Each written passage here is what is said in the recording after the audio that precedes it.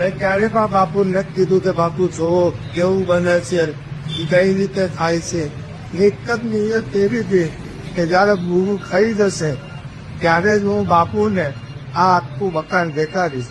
પણ અલ્લાહની મરજી જે કાંઈ છું, આજે આપણે મુનેલ દાદા આવ્યા મારા માટે તો અનોખી રાત છે.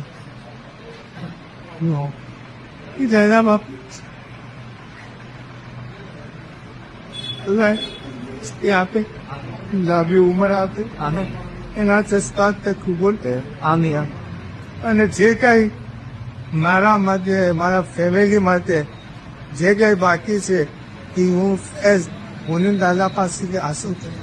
અલ્લાહના કરમથી એક અલ્લાહના વલીની સોબતમાં રહેવાથી અલ્લાહ આપણને હું આપે એનો હું જીવતો જાગતો તમારી આપે રાખવો છું.